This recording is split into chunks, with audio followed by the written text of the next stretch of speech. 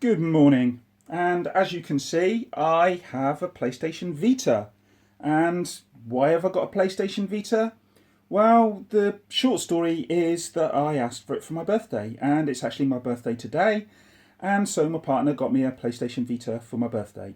And I didn't get a memory stick with it, though she has asked me to tell her what size I want and she'll get me one, so I haven't even got to pay for that, so brilliant.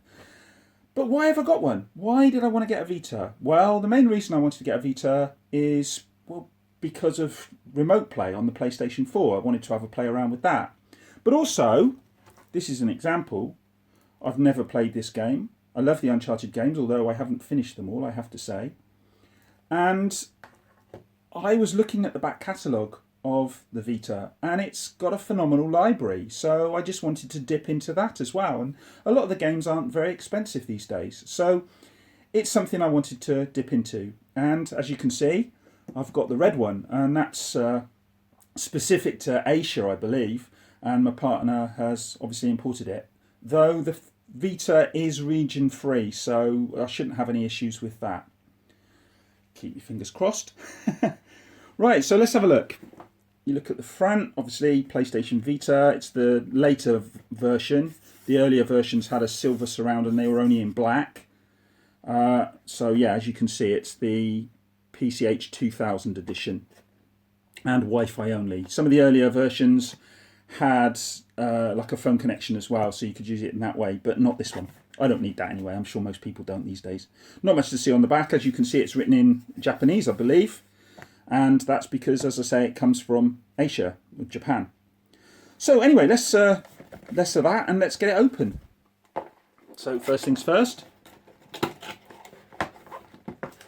open up the case and see what we've got inside. First thing you see, well, let's go here, the usual stuff. As I say, a lot of this is in Japanese. I'm sure I can download some of it. Any of it that's not in English, I'm sure I can download. Let's have a look. Is it in English at all? No, it all looks Japanese to me. Doesn't really matter. I can get the instructions online. Yep, so that's that. Yeah, the usual stuff. Welcome to the world of PlayStation. That's actually written in English, which is bizarre. Is this in English at all? Not that I can see. Maybe on the back? Nope. Doesn't matter, like I say, I'll just download it. I never look at these things much anyway. So, next thing, power lead. Okay, that looks strange, because that looks like a... Oh, I see. Huh? Proprietary power lead? That looks just like the original power lead, that one. I thought they changed it on the newer ones. We'll see. And USB. And I think that's USB... micro USB on the end there. So we'll get to that once I get playing with it. And that, oh, that's the adapter. Okay, so that goes into there and that will plug into there and then into the Vita itself, I should imagine. So that's that. But obviously most people will want to see the actual thing itself. And it's the first time I have ever had a Vita in my hand, believe it or not. So, any of you guys who are complete newbies to the Vita, you're in the same boat as me. But I don't know if you can see that on camera, but that is a pretty nice looking device. These feel quite crisp. They're a little bit small, kind of nubs really, rather than proper thumbsticks. But they feel okay. They feel like they might be quite responsive. Well, the D-pad feels okay. Most games I don't use the D-pad much these days. I use the thumbsticks. And the buttons. Yeah, I mean the thing I'm going to have with this is the problem I had with the...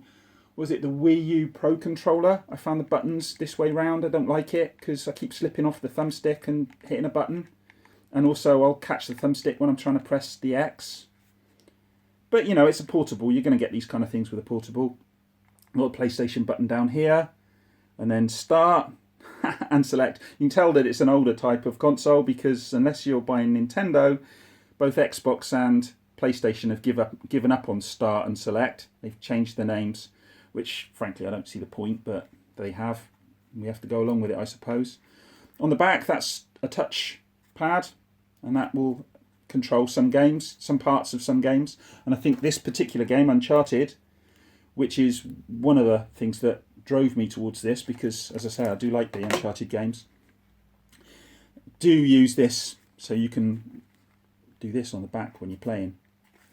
But we'll get to that when I start actually having a go with the machine.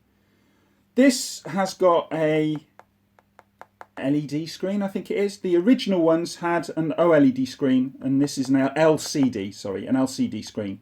So not as good a screen by some accounts, although some people say it looks just as good. But I think, from what I understand, the only way you'll really know is if you've got them side by side. And then what we got at the back here, presumably I think that's for the carts, the cartridges.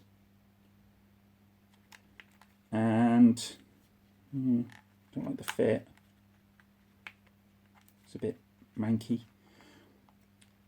But yeah, another one here. Don't know what that one's for. Obviously for the USB, and we'll get to all this. As I say, this is brand new for me. I've never used one of these things. You've got they feel quite responsive. But yeah, that is my unboxing of a PlayStation Vita in 2017. A bit mad, I know. But I've always kind of wanted one of these, and I think, in a way, now's the time to get one in a funny sort of way, because, as I say, the games aren't expensive, you can pick them up fairly easily. Yeah. Anyway, that's me done. I just thought you might want to see me unboxing this, and maybe I'll do some other videos about it, look at some of the games or whatever in the future. But that's me done, and I'll speak to you in the next one. Bye.